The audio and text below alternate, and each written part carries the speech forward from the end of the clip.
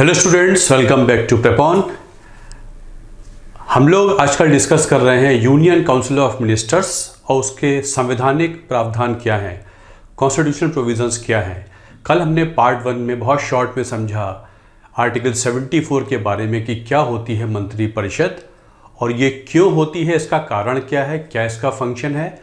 उसमें हमने राष्ट्रपति की एग्जीक्यूटिव पावर्स को उससे जोड़ते हुए समझा।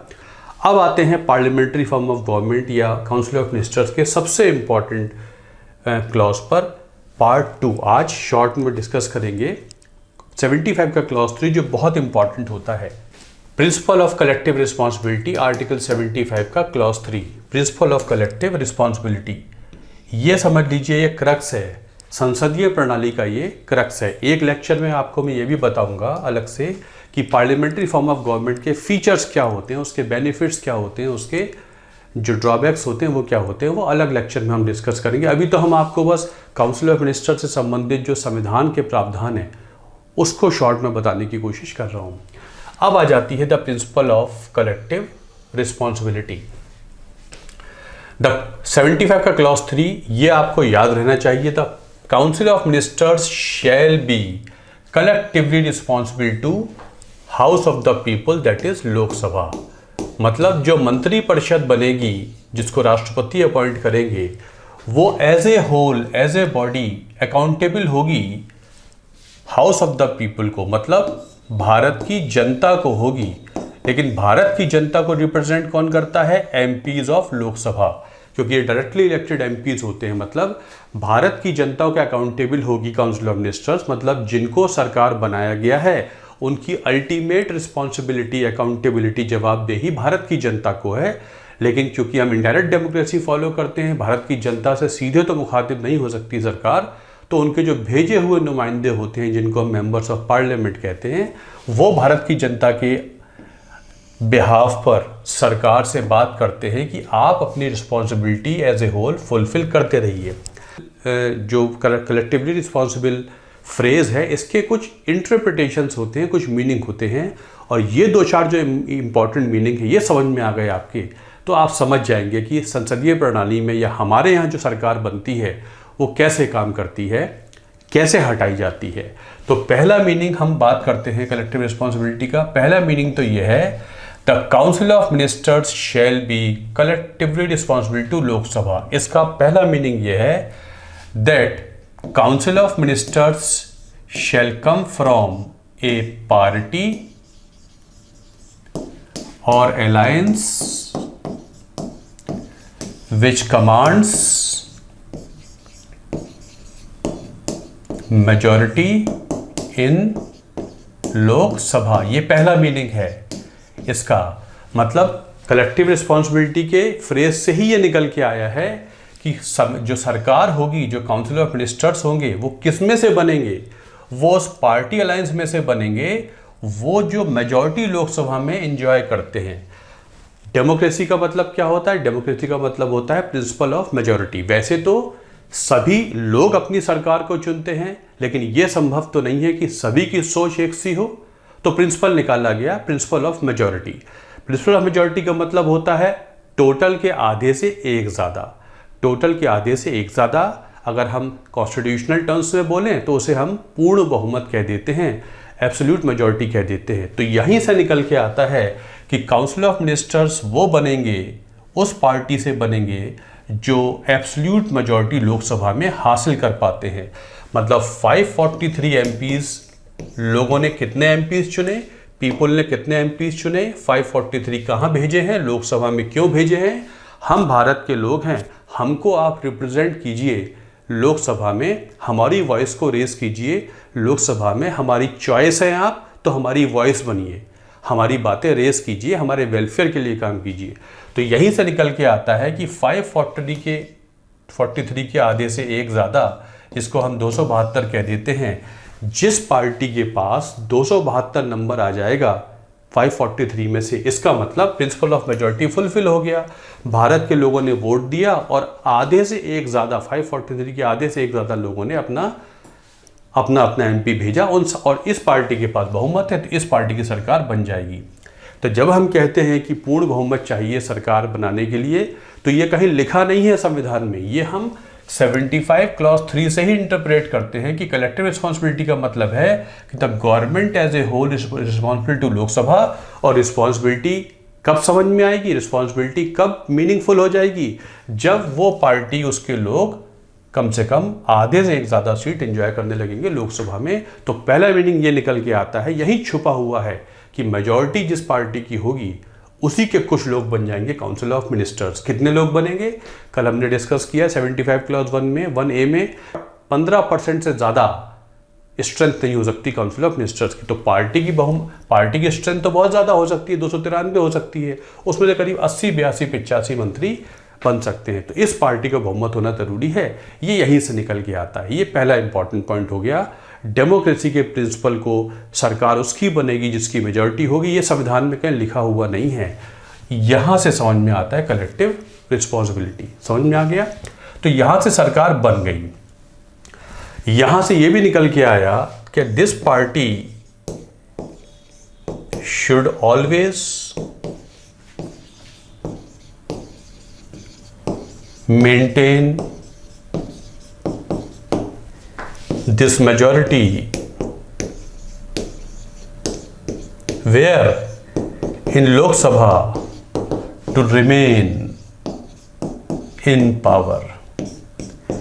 यहीं से निकल के आया है कि सिर्फ सरकार बनते समय नहीं देखा जाएगा कि 272 नंबर होना चाहिए। थ्रू आउट द 5 years, 5 साल के लिए जनता ने आपको चुना है, तो 5 साल आपको ये नंबर मेंटेन करना पड़ेगा। जिस दिन आपका नंबर 272 से 1 कम हो गया, उसका मतलब ये हुआ कि आप इस हालत में नहीं हैं कि आप कलेक्टिवली अपनी रिस्पॉन्सिबिलिटी भारत के लोगों को फुलफिल कर पाएं। मतलब नंबर के टर्म्स में अगर ये नंबर 271 हो गया, इसका मतलब the principle of collective responsibility is not being fulfilled because you have lost majority mandate of the majority of the people. ये भी यही से निकलता है।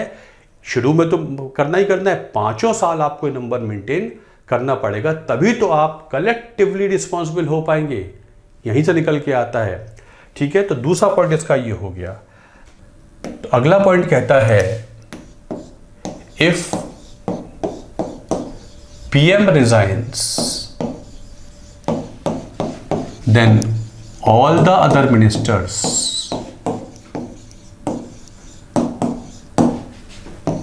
are bound to resign। यहीं से निकल के आता है, प्रिंसिपल ऑफ कलेक्टिव रिस्पॉन्सिबिलिटी से ही निकल के आता है। अगर प्रधानमंत्री का इस्तीफा हो जाए, इस्तीफे का कारण पॉलिटिकल भी हो सकता है, इस्तीफे का कारण पर्सनल भी हो सकता है, इस्तीफे का कारण कुछ भी हो सकता है। इस पे हम नहीं जा रहे हैं कि पॉलिटिकल है या पर्सनल है। अगर पीएम ने इस्तीफा दे दिया तो under the meaning of interpretation of principle of collective responsibility all other ministers are bound to resign.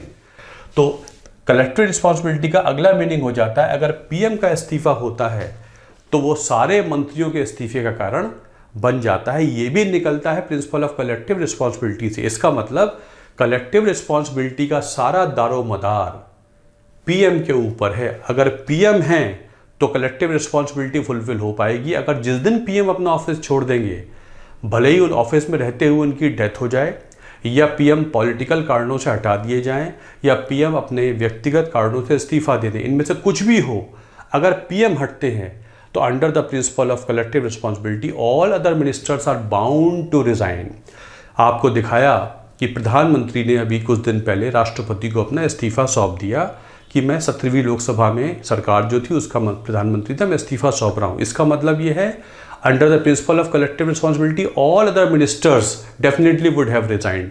PM का इस्तीफे का मतलब है कि बाकी सारी सरकार का इस्तीफा ऑटोमेटिकली हो गया। तो एक मीनिंग इससे निकल के आता है। इससे ये भी निकल के आता है कि अगर सरकार 5 साल चल रही है, 5 साल के लिए सरकार बनी है, एग्जाम्पल ले लेते हैं, प्रधानमंत्री की शपथ हो गई है, सरकार ने काम करना शुरू कर दिया है, किसी कारणवश जो प्रधानमंत्री इस समय हैं 1 साल बाद उनको हटना पड़े अपने पद से, कोई भी वजह हो जाए वो अपने पद से हटते हैं, तो ये जो सरकार जिसकी शपथ हुई है अभी कल परसों में, माना जाएगा कि ये सारी सरकार ख़त्म हो गई, इसकी शपथ बिल्कुल नलीफाई हो गई, क्योंकि पीएम का इस्तीफ़ा हो गया।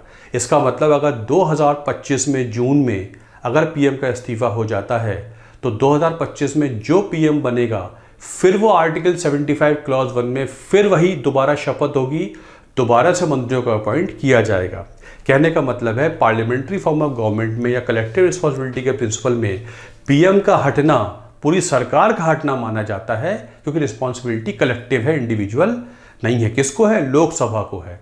इसलिए अगर प्रधानमंत्री हटेंगे सारी सरकार हट जाएगी। ये भी यहीं से निकल के आता है। पीएम का इस्तीफा हुआ तो बाकी सारे मंत्रियों को इस्तीफा देना पड़ेगा। चौथा मीनिंग यह है, if party goes below absolute majority mark, that is if party loses majority it goes below 275। किसी वजह से ऐसा हो जाता है कि जो इस समय सपोर्ट कर रहे हैं सरकार को, बीजेपी के पास 240 एमपी हैं, बाकी एनडीए के पार्टनर्स उनके पास है, किसी वजह से मान लिया जाए कि 272 में से कुछ 12, 14, 15 एमपी निकल गए, इसका मतलब ये मेजॉरिटी लूज हो गई है, ये मेजॉरिटी लूज हो गई है। इसका मतलब कि इस पार्टी की जो सरकार बनी थी, काउंसिल ऑफ मिनिस्टर्स थी, इसको रिज़ाइन करना कंपलसरी हो जाएगा, क्योंकि अब इनके पास कलेक्टिव रिस्पॉन्सिबिलिटी फुलफिल करने का मैंडेट नहीं है। संविधान ने ये बताया हमको, कलेक्टिव रिस्पॉन्सिबिलिटी वही फुलफिल कर सकता है जिसके पास मैंडेट हो। मैंडेट कैसे माना जाएगा? मैंडेट ऐसे माना जाएगा कि जिसके पास 272 का नंबर है, इसका मतलब उसके पास मैंडेट है। 272 का नंबर आपके पास है तो इसका मतलब कलेक्टिवली रिस्पॉन्सिबिलिटी आप फुलफिल कर रहे हैं सही मायनों में, अगर हम प्रिंसिपल ऑफ मेजॉरिटी डेमोक्रेसी का देखें। ठीक है, तो अगर ये नंबर 272 से कम जाता है तो इसी प्रिंसिपल ऑफ कलेक्टिव रिस्पॉन्सिबिलिटी से निकल के आता है कि सरकार को इस्तीफा देना होगा, क्योंकि सरकार के पास अब कलेक्टिवली रिस्पॉन्सिबल होने का, अकाउंटेबल होने का नंबर नहीं है। और अगर सरकार इस्तीफा नहीं देती है then opposition can bring no confidence motion, then opposition can bring अविश्वास प्रस्ताव। अब आपसे पूछ लिया जाए संविधान में कहाँ लिखा है कि सरकार की मेजॉरिटी कम हो जाएगी तो नो कॉन्फिडेंस मोशन लाया जाएगा? कहीं नहीं लिखा है। 75 के क्लॉज 3 से ही 75 के क्लॉज 3 से ही समझा जा रहा है कि जैसे ही सरकार की मेजॉरिटी लूज होगी, अब अगर सरकार इस्तीफा नहीं देगी, सरकार टिकी रहेगी, तो एक ऑप्शन तो जो सबसे अल्टीमेट ऑप्शन माना जाता है कि सरकार अड़ेग है कि नहीं हम तो इस्तीफा नहीं देंगे, तो राष्ट्रपति उनको डिसमिस भी कर सकते हैं, क्योंकि अब principal of collective responsibility fulfil नहीं हो पा रहा है। ऐसा मौका आज तक भारत में नहीं आया। अगर सरकार इस्तीफा दे देती है वेल एंड गुड, नई सरकार चुनी जाएगी, नई सरकार बनेगी। और अगर नहीं देती है तो अपोजिशन ला सकते हैं नो कॉन्फिडेंस मोशन। अविश्वास प्रस्ताव का संविधान में जिक्र नहीं है, ये लोकसभा का एक नियम है, लोकसभा के नियम के तहत लाया जाता है। लेकिन अगर संविधान में हम पूछें कि अविश्वास प्रस्ताव किस आर्टिकल से समझा जाएगा, तो आप बोलेंगे सर 75 क्लॉज 3 के प्रिंसिपल ऑफ कलेक्टिव रिस्पॉन्सिबिलिटी से समझा जाएगा। It means you are not in the position to fulfil your responsibility collectively, because collectively means your number should always remain 272 plus that's why opposition will bring no confidence motion. Bharat की जनता आप में confidence lose कर चुकी है, क्योंकि आपके पास number 272 अब नहीं है। ये सारे इंपॉर्टेंट पॉइंट्स हैं, ये सब के सब 75 क्लॉज 3 से ही निकलते हैं। कहीं ये सब लिखा नहीं है एब्सोल्यूट मेजॉरिटी होगी, नो कॉन्फिडेंस मोशन आएगा, पीएम का इस्तीफा होगा। ये सब चीज़ें यहीं से समझी जाती हैं। तो दो बातें निकल के आई। 75 क्लॉज 2 कहता है if minister holds position under the pleasure of president but the council of ministers hold office under the pleasure of house of the people, that is people of India। सरकार एज ए होल लोकसभा के pleasure में office hold करेगी, मंत्री व्यक्तिगत तौर पे राष्ट्रपति के प्लेजर में ऑफिस होल्ड करेगा। मतलब जब तक पीएम है, पीएम का प्लेजर है तो आप मंत्री हैं, लेकिन पूरा मंत्रिमंडल जब तक लोगों का प्लेजर है, जब तक लोग आपको चाहेंगे आप सरकार में रहें, तब तक आप रहेंगे। जिस दिन लोगों ने आप में कॉन्फिडेंस लूज कर दिया और लोग वोट करके बताते हैं कि हमें आप में कॉन्फिडेंस नहीं है, ये नंबर जैसी 272 से नीचे जाएगा, आपका कॉन्फिडेंस आप लूज कर चुके हैं, लोगों में अपना विश्वास और अब लोग आपको नहीं चाहते कि आप सरकार में रहें। ये सारे इंपॉर्टेंट पॉइंट जो हम जनरल तौर पे अखबार में सुनते रहते हैं, टीवी डिबेट्स में सुनते रहते हैं, ये सब निहित हैं, इनहेरेंट हैं, छुपे हुए हैं अंडर द गर्भ of principle of collective responsibility. और यही क्रक्स होता है पार्लियामेंट्री फॉर्म ऑफ गवर्नमेंट का, which is the most important principle of parliamentary form of government. तो your answer will be the principle of collective responsibility is the most defining feature of संसदीय प्रणाली की सरकार। ठीक है, संसदीय प्रणाली मैंने आपको बताया, हम बाद में डिस्कस कर लेंगे। तो ये 75 क्लॉज 2 कहता है, 75 क्लॉज 3 कहता है। ये मैंने आपको बहुत शॉर्ट में कुछ मेन बातें बताई हैं। प्रिंसिपल ऑफ कलेक्टिव रिस्पॉन्सिबिलिटी को हम और भी विस्तार कर सकते हैं डिस्कशन में, बट हम इसे शॉर्ट में लेके चलते हैं। ये बात आपकी समझ में आ गई होगी। ठीक है, ये 75 क्लॉज 3 था। अब आते हैं कि मंत्री को शपथ लेनी होती है। ये एक छोटा सा पॉइंट है आपको समझाने के लिए। 75 क्लॉज 4 में मंत्री की शपथ होती है। मंत्री की शपथ के दो पार्ट होते हैं। एक होता है ओथ ऑफ ऑफिस, एक मंत्री लेता है ओथ ऑफ ऑफिस और एक लेता है oath of secrecy. Oath of office, oath of secrecy. मंत्री को 2 शपथ लेनी होती हैं। आपने अभी देखा होगा कल परसों मंत्रियों ने 2 शपथ ली थी। शपथ का मतलब 2 पैराग्राफ पढ़े थे। अब ये शपथ कहाँ लिखी हुई है? शपथ लिखी है शेड्यूल 3 में। मंत्री की शपथ लिखी है संविधान के शेड्यूल 3 में। तो 2 शपथ देख लेते हैं। For oath of office, I A B do swear in the name of God. और आपके ऊपर कंपल्शन नहीं है कि आपको गॉड के नाम पर ही स्वेयर इन करना पड़ेगा। आप सोलेमली अफर्म का मतलब है कि अगर आप एथीस्ट हैं, आप गॉड में विश्वास नहीं करते हैं, तो आप ये ना बोल के आप solemnly FI mister X Y Z solemnly affirm ये भी कर सकते हैं। ठीक है, आई विल बियर, इसमें 4 छोटे छोटे point. The true faith and allegiance to the constitution of India, मैं संविधान जो विधि द्वारा स्थापित है उसके प्रति अपनी पूरी निष्ठा रखूंगा, एलिजियंस रखूंगा। फिर मैं कहता हूं I will also uphold sovereignty integrity of India. ये बाद में ऐड हुआ था, ओरिजिनली नहीं था।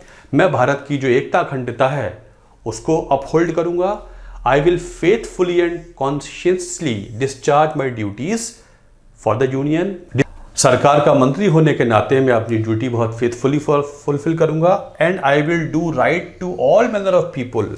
चूंकि मैं सरकार का मंत्री हूं, सभी लोग मेरे लिए समान हैं, तो मैं अपने पद का जो मुझे एग्जीक्यूट करने हैं फंक्शंस, अपने पद का जो मेरे ऊपर ड्यूटी है, उसमें without any fear of favour, बिना किसी डर के, बिना किसी फेवर के और बिना किसी इलविल और अफेक्शन के इसको फुलफिल करूंगा।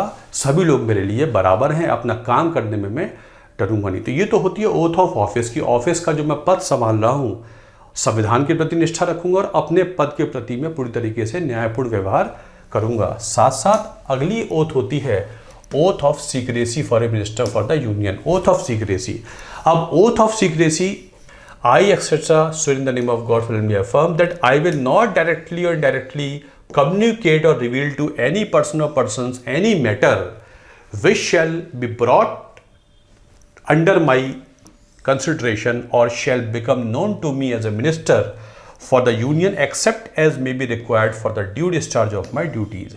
इसका क्रक्स ये कहता है कि मंत्री होने के नाते जो इन्फॉर्मेशन मेरे पास है या मुझे पता लगी है, मैं उसे तब तक कम्युनिकेट नहीं करूंगा, रिवील नहीं करूंगा, जब तक ऐसा करना मेरे पद से संबंधित कर्तव्यों के लिए जरूरी ना हो। इसका मतलब ऑफिस ऑफ सीक्रेसी का मतलब ये हुआ, शॉर्ट में बताता हूं, कि जो कैबिनेट होती है, जो काउंसिल ऑफ मिनिस्टर की जो एक बॉडी होती है कैबिनेट, है ना। कैबिनेट क्या होती है, शॉर्ट में समझ लीजिए। काउंसिल ऑफ मिनिस्टर्स तो एक बहुत बड़ी बॉडी है। इसमें 3 तरीके के मंत्री होते हैं। एक होते हैं कैबिनेट मिनिस्टर्स, फिर होते हैं मिनिस्टर ऑफ स्टेट, आपने देखा होगा MOS का पद मिल गया है, फिर होते हैं डिप्टी मिनिस्टर, है ना। ये 3 तरीके के मंत्री होते हैं। अब ये इसके बारे में हम कभी और बात करेंगे। इनमें council of ministers as a body comprises 3 types of ministers. ठीक, इसमें जो कैबिनेट होती है ये सबसे इंपॉर्टेंट बॉडी होती है। ये भारत की रियल थिंक टैंक है, यही भारत की रियल गवर्नमेंट ऑफ इंडिया कहलाती है। यही सरकार की सबसे बड़ी पॉलिसी मेकर है, डिसीजन मेकर है, सारे फैसले कैबिनेट लेती है। तो जब हम कैबिनेट कहते हैं, कैबिनेट शब्द का अंग्रेजी में मतलब होता है क्लोज। इसका मतलब होता है क्लोज। आपने अपने घर में देखा होगा कि कैबिनेट में हमारी किताबें बंद हैं, इसका मतलब क्लोज्ड है। ठीक है, इसका नाम कैबिनेट इसलिए पड़ा है कि कैबिनेट के फैसले बहुत सुरक्षित होते हैं। कैबिनेट जितने मंत्री हैं, जितने कैबिनेट स्तर के मंत्री हैं, यही कैबिनेट मीटिंग में भाग लेते हैं। एमओएस को बुलाया जा सकता है अगर उनसे संबंधित कोई मुद्दा है, अदरवाइज एमओएस और डिप्टी मिनिस्टर तो कभी कैबिनेट मीटिंग में आते ही नहीं हैं। एमओएस बुलाए जा सकते हैं और कैबिनेट मिनिस्टर का अधिकार है कि वो कैबिनेट की मीटिंग में बैठे। इसका मतलब cabinet is a subset of a whole body called council of ministers. यहीं से समझ में आपके ये भी आ गया कि जब हम कहते हैं सरकार फैसला ले रही है तो हम ये नहीं कहते council of ministers as a whole is sitting to take the decision. No, decision making body cabinet होती है। Council of ministers as a body बैठ तो सकती है अपने काम को ठीक करने के लिए, अपनी किसी और चर्चा के लिए, लेकिन जो बॉडी बैठ के डिसीजन लेती है, जिसकी मीटिंग होती है, वो कैबिनेट कहलाती है। कैबिनेट के फैसले बहुत सुरक्षित होते हैं।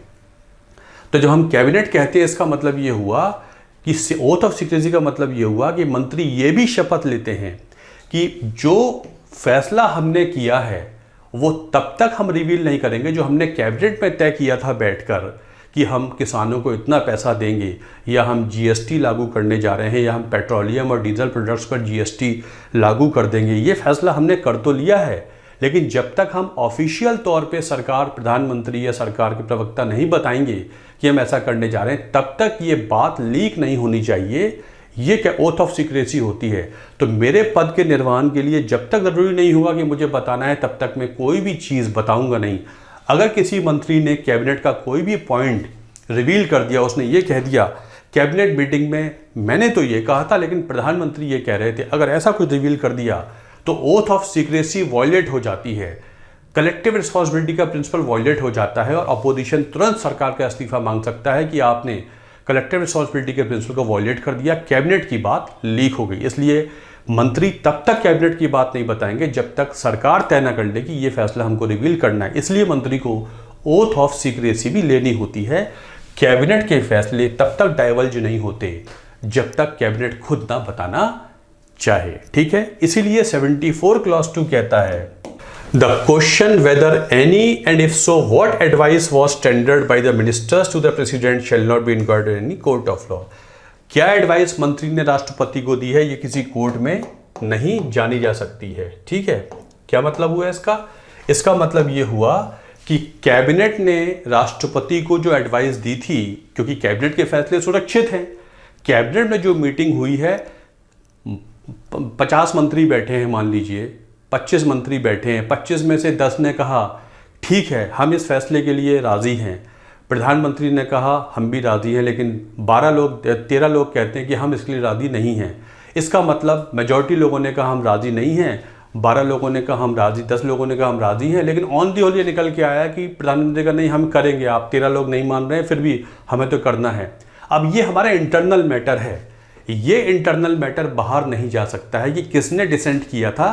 अगर 10 लोगों का फैसला 12 लोगों के फैसले के ऊपर चल रहा मान लिया गया है तो फिर बाकी 12 लोग को भी ये ओन करना पड़ेगा। भले ही कैबिनेट के अंदर उन्होंने कहा था कि हम राज़ी नहीं हैं, लेकिन एक बार कैबिनेट ने फैसला कर लिया कि राज़ी होना है तो 12 लोगों को जो दुनिया के सामने बताना है या ऑफिशियली बताना है, उनको ओन करना पड़ेगा कि हाँ ये फैसला ही है हमारी सरकार का, यही फैसला होने जा रहा है। तो इंटरनली क्या हुआ था इसमें कोई कोर्ट इंक्वायर नहीं कर सकता है। ठीक है, लेकिन एसआर बोमई केस में 1994 में सुप्रीम कोर्ट ने कहा 74 क्लॉज 2 कहता है कि मंत्री ने क्या एडवाइस राष्ट्रपति को दी इसमें जानने का हमें अधिकार नहीं है। ये तो ठीक है, लेकिन हम इस तक तो जा सकते हैं कि जो आपने एडवाइस राष्ट्रपति को दी थी उस एडवाइस का जो आधार बनाया था आपने, उस आधार को देख सकते हैं कि एडवाइस बनाने में आपने जो आधार इस्तेमाल किया वो सही है या नहीं है। आपने ये कहा कि राजस्थान में, फॉर एग्जाम्पल आपने ये कहा कि राजस्थान में राष्ट्रपति शासन लगा दिया जाए क्योंकि राजस्थान में लॉलेसनेस बहुत ज़्यादा है, या हरियाणा में लॉलेसनेस बहुत ज़्यादा है, या उत्तराखंड में संविधान ठीक से काम नहीं कर रहा है। तो सुप्रीम कोर्ट ने कहा हम ये देखेंगे, हम ये देख सकते हैं कि जब आपने ये इस आधार पे राष्ट्रपति शासन लगाया उत्तराखंड में कि उत्तराखंड की सरकार संविधान के अनुसार काम नहीं कर पा रही है, तो हम ये देखेंगे कि क्या वहाँ ऐसे फैक्ट्स मौजूद थे, एविडेंस थे जिससे ये तय हो रहा हो कि उत्तराखंड की सरकार संविधान के अनुसार काम नहीं कर पा रही है। आपने ये क्लेम किया उत्तराखंड की सरकार संविधान के अनुसार काम नहीं कर पा रही है, लेकिन एविडेंस ये नहीं बता रहे हैं कि सरकार ठीक से संविधान के अनुसार काम नहीं कर पा रही है। अगर जो फैक्ट्स एविडेंस हैं और उनके और आपकी सलाह के बीच में मैच नहीं है, उस नाते हम चेक कर सकते हैं on what basis did you form your opinion. If there is no internal nexus between the opinion you formed and the basis on which you formed your opinion, then such an advice shall be held as null and void. इसलिए आपने उत्तराखंड में राष्ट्रपति शासन लगाया 2016 में, लेकिन ये कहीं प्रूफ नहीं हो पा रहा है कि उत्तराखंड में लॉलेसनेस थी या संविधान काम नहीं कर पा रहा था, इसलिए उत्तराखंड का आदेश हम निरस्त करते हैं। इस नाते हम जान सकते हैं कि एडवाइस बनाने का आधार क्या था। आधार में जा रहे हैं, आपने लगाने को कहा था या नहीं लगाने को कहा था, इसमें नहीं जा रहे हैं। कैबिनेट की एडवाइस नहीं हम जान सकते कैबिनेट ने राष्ट्रपति को क्या बोला था, लेकिन एडवाइस के जिस आधार पे बनाई गई थी उसमें हम इंक्वायर कर सकते हैं। तो सुप्रीम कोर्ट ने इस कैबिनेट की स्वीकृति को कुछ हद तक डिकोड करने की कोशिश की, तोड़ने की कोशिश की, ये कहते हुए एडवाइस बनाने का जो बेसिस है उसमें हम इंक्वायरी कर सकते हैं। एडवाइस आपने क्या दी ये हमें जानने का अधिकार नहीं है, इसलिए ओथ ऑफ सीक्रेसी भी होती है। तो that's why ministers take two types of oaths, oath of office, oath of secrecy. समझ में आ गया? तो ये दो क्लॉज मैंने आर्टिकल 75 के आपके साथ और डिस्कस किए। अगले फिर आगे डिस्कस करेंगे और चीज़ों को। आज इसको यही बंद करते हैं। Thanks a lot for watching this video. अगर आपको समझ में आ रहा है, अच्छा लग रहा है, तो आप इसे लाइक कीजिए, शेयर कीजिए। प्रेपॉन IAS को सब्सक्राइब कीजिए, it will help a lot. Thank you.